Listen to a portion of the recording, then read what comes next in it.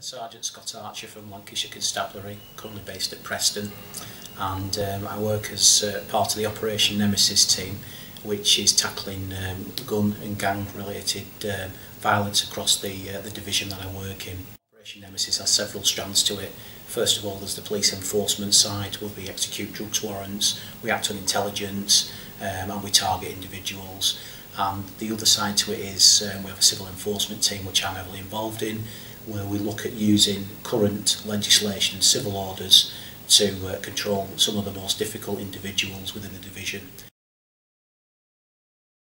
As an operational police officer, you're tackling crime, you're responding to incidents, and you're dealing with the fears and concerns of the public.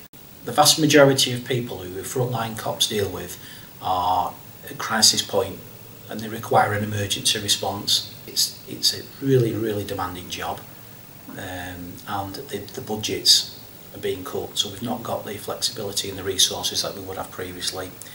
So I believe personally that buying into the early action ethos in terms of identifying the partnerships and the pathways that are available to frontline officers would really assist them, because they wouldn't have to manage these issues alone and they'll have help there.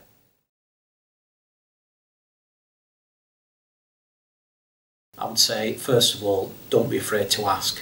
You know, nobody has all the answers, but what I will say is there's a lot of colleagues, both internally and there's partners externally, who will have answers and solutions, and it's knowing who to go to.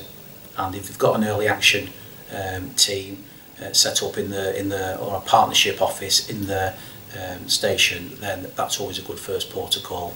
And it just might be a case of an email or a phone call, and they may not come and do the job for you, but they'll give you direction as where to go and get help for that next stage.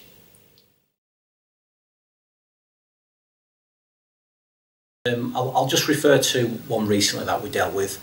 There was a 19-year-old female who was, her partner was involved in one of the organised crime groups in Preston.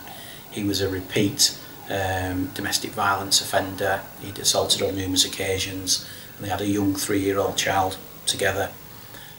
I attended, spoken to her and got her to cooperate with the police to make a complaint, because on previous occasions she was too afraid of him to speak to the police. And the plan was that once we get her to cooperate, we would seek a remand to get him out of the way, so we would remove him, safeguard her and the child.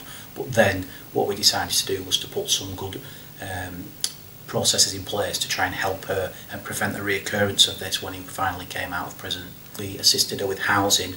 She was in a quite deprived area.